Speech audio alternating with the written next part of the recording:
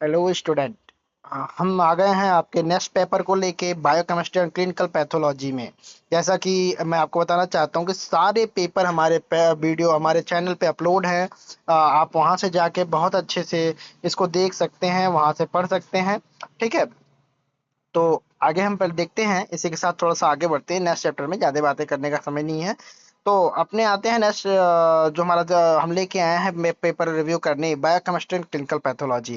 जैसा कि हम पिछले वीडियो में बता चुके हैं कि अगर आप इस 2 साल के क्वेश्चन पेपर को स्टडी करके जाते हो प्रॉपर तरीके से, आपको डिफार्मा पास करने में, पेपर सॉल्व करने में कोई भी प्रॉब्लम नहीं आने वाली है। तो आप सभी स्टूडेंट एक तरीके से बिना पेपर पढ़े एग्जाम देने मत जाना, मेरा यही सजेशन होगा। एक बार आप अपने 2 साल के क्वेश्चन पेपर, जो पिछले साल क्वेश्चन पेपर उनको पढ़ के, उनको प्रॉपर तरीके से स्टडी करके जरूर ही वहां पे जाना। ओके। सो इसी के साथ हम चलते हैं अपने नेक्स्ट पेपर के सामने, biochemistry clinical pathology.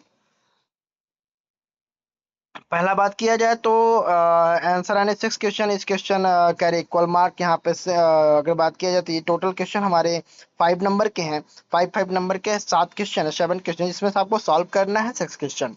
So first यहाँ पे हम बातें करेंगे थोड़ी सी, अपने लेके चलते हैं फर्स्ट क्वेश्चन पे कि right a brief notes on scope of biochemistry in pharmacy. कि बायोकेमिस्ट्री का स्कोप फार्मेसी में क्या है, इसके बारे में ब्रीफ नोट लिखना है। Next, right the structure and function of mitochondria. यहाँ पे आपको माइटोकॉन्ड्रिया के स्ट्रक्चर एंड फंक्शन के बारे में बताना। जैसा कि माइटोकॉन्ड्रिया को आप सभी जानते हो कि हम बोलते हैं power of house, power house बोलते हैं, बॉडी का पावर हाउस बोलते हैं एक तरीके से ना। पावर हाउस शब्द सेल के बोलते हैं ना, बॉडी का एक तरीके से देखा जाए, क्योंकि ये क्या करता है, माइटोकॉन्ड्रिया के अंदर ही हमारी क्रेब साइकिल चलती है ना। एक तरीके से आप सभी जानते हो कि हमारा सेल के अंदर ही अगर देखा जाए तो आप वहां पे देख सकते हो सारे के सारे मेटाबॉलिज्म होते हैं। और जहाँ पे स्पेशली बहुत ज्यादा रोल जो है माइटोकॉन्ड्रिया का है एटीपी के फॉर्मेशन में, एडिशन ट्राइफॉस्फेट के फॉर्मेशन में। ठीक है। इसी के साथ हम नेक्स्ट आते हैं थर्ड क्वेश्चन पे।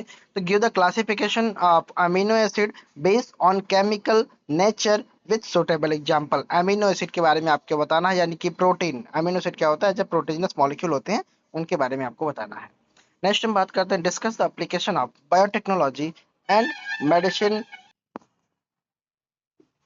Medicinal and vaccine development. इसके बारे में आपको बताना है कि बायोटेक्नोलॉजी क्या होता है, उसका मेडिसिनल वैक्सीन डेवलपमेंट के बारे में आपको ओवरऑल चीजें समझाना है। ठीक है। नेक्स्ट क्वेश्चन पे आते हैं, 5 question. Discuss the function of calcium, sodium, iron and zinc in our body. कि कैल्शियम, सोडियम, आयरन और जिंक का बॉडी में क्या फंक्शन होता है, आपको बताना है। नेक्स्ट हम 6 क्वेश्चन पे आते हैं, discuss the mechanism of action of enzyme. Enzyme के मैकेनिज्म ऑफ एक्शन को यहाँ पे आपको डिस्क्राइब करना है। नेक्स्ट 7 क्वेश्चन की बात किया जाए, right a brief about biological oxidation and obesity. यानी बायोलॉजिकल ऑक्सीडेशन के बारे में बताना और ओबेसिटी, मोटापा के बारे में आपको बताना है। ठीक है। ब्रीफ में आपको वो सारी चीजें उसको समझाना है। ठीक है। ये आ रहे हमारे 5 5 नंबर के क्वेश्चन, 5 नंबर क्वेश्चन जो हो गए। नेक्स्ट हम पार्ट बी की बात करते हैं, जिसमें आपको 10 क्वेश्चन सॉल्व करना है, जो 3 3 मार्क के होंगे। ओवरऑल जो क्वेश्चन इसमें दिए हुए हैं वो 11 क्वेश्चन पड़े हुए हैं। तो फर्स्ट देखते हैं, discuss in brief about abnormal constitute of urine. Urine में कौन से एबनॉर्मल कंस्टिट्यूट पाए जाते हैं, जैसे यूरिन में यूरिया, क्रेटिनिन, है ना, उसके बाद ग्लूकोज। ठीक है। तो ये सारी चीजें हो, सोडियम हो गया, उसके बाद पोटेशियम, मतलब क्या क्या होता है ओवरऑल चीजें आपको बताना है। नेक्स्ट बात करते हैं, write the Molisch test. Molisch test क्या होता है, इसके बारे में आपको डिस्कस करना है। Define clearance, give notes on creatinine clearance क्या होता है, उसके बारे में बताना है।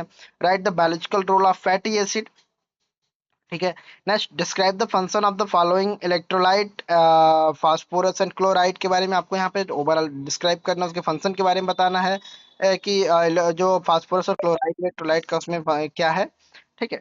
नेक्स्ट हम बात करते हैं, discuss the wait wait wait wait wait okay, discuss the यहाँ पे कमेंट ऑफ द, एक मिनट, क्वेश्चन थोड़ा सा हम यहाँ पे पढ़ नहीं पा रहे हैं कुछ वजह से।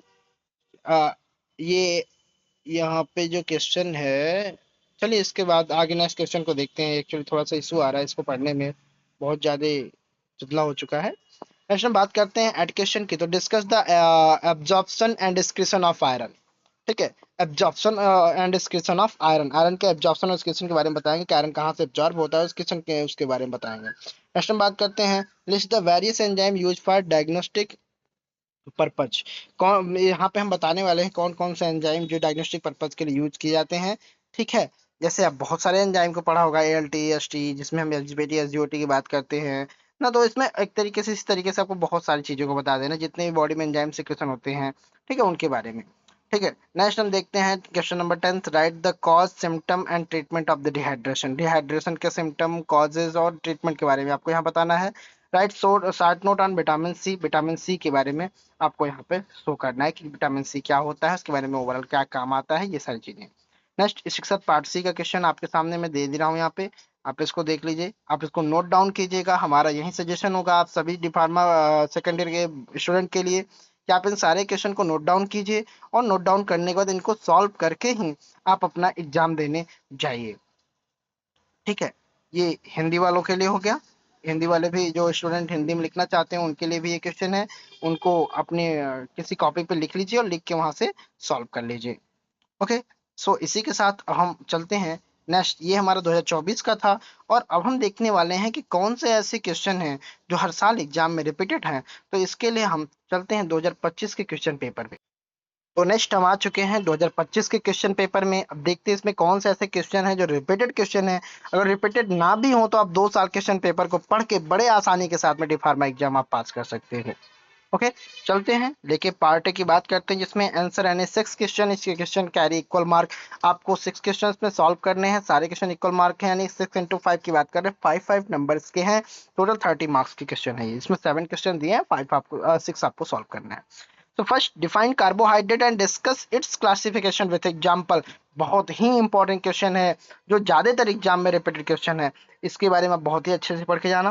नेक्स्ट सेकंड की बात करें, write down the definition classification of amino acid with example. Repeated question पिछले वाले से, हम 2024 के एग्जाम में भी ये क्वेश्चन आया था, और 2025 में अब भी आपने देखा कि अमीनो एसिड को यहाँ पे आपके सामने यहाँ पे पूछा है। वेट कीजिएगा थोड़ा सा, एक मिनट, 6 मिनट। नेक्स्ट हम बात करते हैं थर्ड क्वेश्चन पर। तो discuss type, function, recommended daily requirement of mineral along with the disease caused by there deficiency. इसके बारे में आपको पढ़ लीजिएगा ओवरऑल।